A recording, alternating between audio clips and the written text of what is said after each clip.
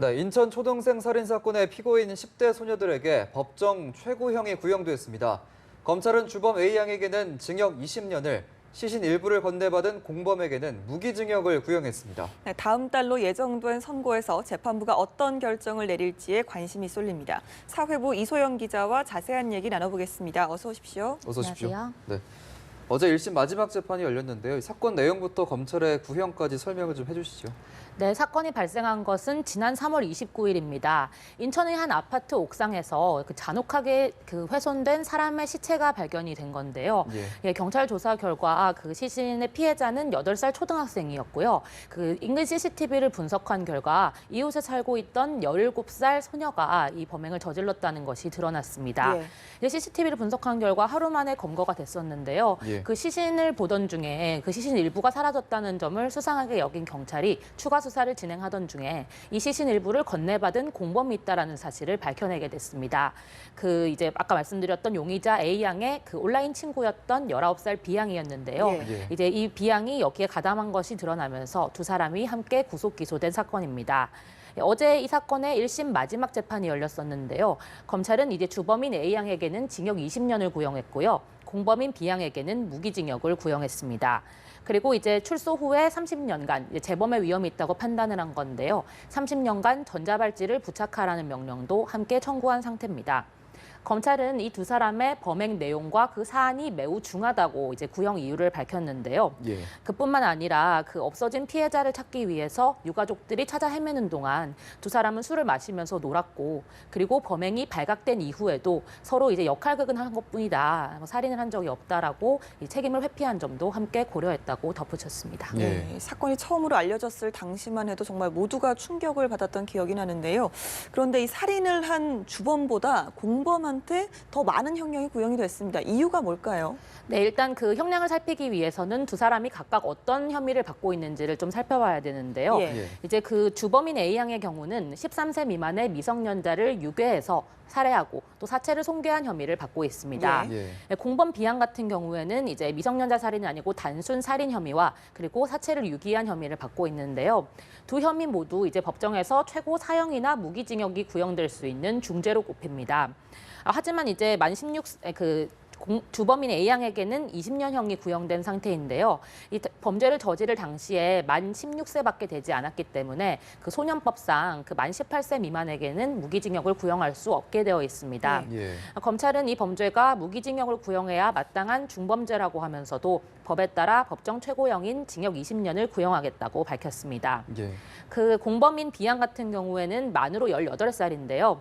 이 경우에는 무기징역을 구형하거나 유기형을 구형할 경우에는 최고 15년밖에 구형할 수가 없는 상황입니다. 그렇기 때문에 검찰이 이제 주범보다 공범에게 더 높은 무기징역형을 구형하는 강수를 둔 것으로 보입니다. 검찰이 그만큼 공범인 B양의 죄가 상당히 무겁다 이렇게 판단을 한 것 같죠? 네, 그렇습니다. 이제 검찰이 마지막 재판을 앞두고 공범 B양의 혐의를 기존 살인 방조, 그러니까 A양이 살인을 저지르는 것을 말리지 않고 그냥 보고 있었다. 이런 혐의를 적용했다가 그것을 아예 그냥 일반 살인죄로 바꿨습니다.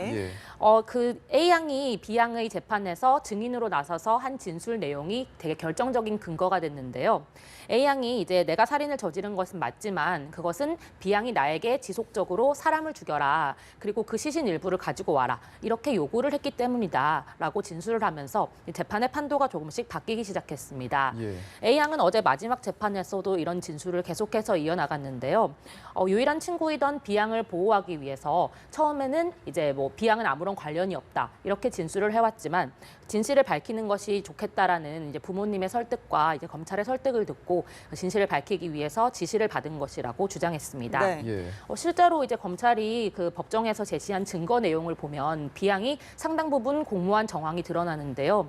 이제 A양이 초등학생 한 명을 데리고 왔다 이렇게 말을 하자 앞뒤 맥락도 없이 바로 잡아왔냐, 얘의 손가락은 예쁘냐 이런 식으로 미리 범행을 저지를 것을 알고 있었고 예. 그 이후 그 시신 일부를 자신에게 줄 것이라는 것을 알고 있다는 식의 발언을 한 것이 이제 뭐 카카오톡 대화라던가 온라인 메시지를 통해서 드러났습니다. 예. 검찰은 이제 A 양이 엽기적인 살인을 저질렀는데 살인에는 우발적으로 뭐 싸움을 하다가 누군가를 죽게 했다 이런 것이 아닌 이상에는 반드시 목적이 있다고 봤습니다. 예. 그렇다면 A 양이 일면식도 없는 초등학생을 살인한 이유는 무엇인가? 검찰은 이것이 B 양이 그 시신의 일부, 그 손가락을 원했기 때문이다 이렇게 봤는데요. 예. IQ가 125에 이르는 이제 명석한 B 양이 이것을 숨기기 위해서 뭐 트위터 메시지를 다 지우고 증거를 인멸하려고 했지만 결국 A 양의 증언으로 이런 사실이 드러나게 된 셈입니다. 하지만 일단 B 양의 변호인 측은 A 양이 처음에는 B 양과 아무런 관계가 없다라고 말했던 점을 근거로 해서 진술을 계속 바꾸는 점을 봤을 때 이런 진술에는 신빙성이 없다 이렇게 주장하고 있는 상황입니다. 예. 예, 두 소녀는 마지막까지 사실상 혐의를 부인을 했다고요. 네, 그렇습니다. 이제 그 공범인 비양 같은 경우는 그 사체의 일부를 건네받고 또 건네받은 사체를 또 이제 경찰에 발각될까봐 잘라서 화장실에 버리는 이제 끔찍한 범죄를 또 저지르기도 했는데요. 네. 이런 혐의에 대해서는 인정하면서도 자신이 살인을 지시했다 이런 혐의에 대해서는 절대 아니라고 부인했습니다. 어제 열린 마지막 재판에서는 눈물로 혐의를 부인하기도 했는데요. 그 피해자와 피해 가족들에게 진심으로 죄송하다, 정말로 반성한다라고 눈물을 흘리면서도 자신이 살인을 절대로 지시하지는 않았다. 그 주범인 A 양이 그냥 검찰이 말하는 대로 맞다고 해줘라 이렇게 말해서 저렇게 말을 한 것이지 자신은 정말 관련이 없다 이렇게 말을 하기도 했습니다. 예. 눈물을 흘리면서 한 번만 더 기회를 주면 평생 이제 반성하는 마음을 안고 살아가겠다고 말을 하기도 했는데요. 이제 A 양 같은 경우는 이제 자신의 혐의를 모두 일단 인정은 한 상황입니다. 이제 살인을 저질렀다, 그리고 사체를 손괴했다. 이것이 이미 증거를 통해서 다 드러났기 때문인데요. 예. 다만 그 B 양이 자신에게 범죄를 이제 저지르라고 시켰다라고 말을 하면서 자신도 되게 굉장히 계획적으로 범죄를 저질렀다. 이 점을 인정을 했었는데요. 정작 이제 본인의 재판에서는 내가 계획적인 범죄를 저지른 것이 아니었고 나는 약간 정신적인 문제가 있어서 심신미약 상태에서 우발적으로 범행을 저지른 것이다. 이렇게 말을 바꾸면서 결국 자신의 이제 형량을 좀 줄이려고 하는 모습을 보이기도 했습니다. 예. 저도 다시 얘기를 하면서 좀 소름이 끼치는데 그만큼 재판에 쏟아진 관심도 뜨거웠죠. 네, 그렇습니다. 사건이 발생했던 때부터 이제 시민단체들이 엄벌을 해달라는 목소리가 굉장히 높았는데요. 마지막 재판인 어제도 그 검찰청과 법원 앞에서 엄벌을 요구하는 시민들의 집회가 이어지기도 했습니다. 마지막 재판을 직접 보려는 사람들도 굉장히 많이 모였는데요. 그 50명 정도의 방청석에 앉기 위해서 한 80여 명이 모여서 이제 추첨을 해서 자리를 배부하기도 했습니다. 예. 예. 법정 내에서도 관심이 뜨거웠는데요. 그 A 양이 그 피해자의 사체를 손괴하는 잔혹한 범행을 이제 설명을 하자 방청석에서는 탄식이 나오기도 했습니다. 예. 이제 검찰이 계속해서 A 양에게 그럼 B 양이 시신의 일부를 그 요구를 한 이유가 뭐냐 이렇게 계속 묻자 A 양이 B 양은 그 사람의 신체를 수집하는 취미가 있다. 그리고 뭐 받은 사체 일부는 내가 먹을 거다. 뭐 이렇게 말을 했다. 예. 이렇게 끔찍한 발언이 나오자 방청객들이 이제 탄식을 하기도 했고요. 한 주부는 방청을 하던 중에 더 이상 재판을 보지 못하겠다면서 눈물을 흘리면서 이 법정을 뛰쳐나가기도 했습니다. 예. 어제 재판이 상당히 장시간 이뤄지면서 굉장히 고통스러워하는 분들이 많았는데요. 예. 결국 마지막으로 이 공범에게 검찰이 무기징역을 구형하자 이제 정의가 바로 섰다며 박수가 터지기도 했습니다. 예. 하지만 이제 그 공범인 A 양 같은 경우는 아까 말씀드린 것처럼 그 그러니까 공범보다 형량이 낮은 징역 예. 20년이 구형된 상황이잖아요.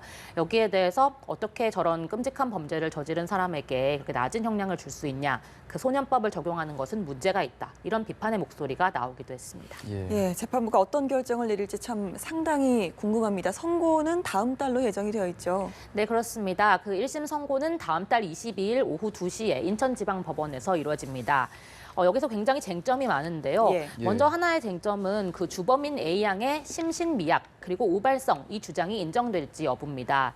만약에 A 양이 본인이 주장하는 대로 정말로 이제 정신적으로 판단을 할 수 없는 상황에서 살인을 저질렀다. 이것이 인정된다면 그 재판부가 내리는 형에서 반가량이 감형이 될 수 있습니다. 예. 지금 징역 20년이 구형된 상태니까 이게 다 인정이 된다면 징역 10년까지 줄어들 수 있다는 말이 되는데요. 네. 예. 여기에 대해서 재판부가 어떤 판단을 할지가 하나의 쟁점이고요.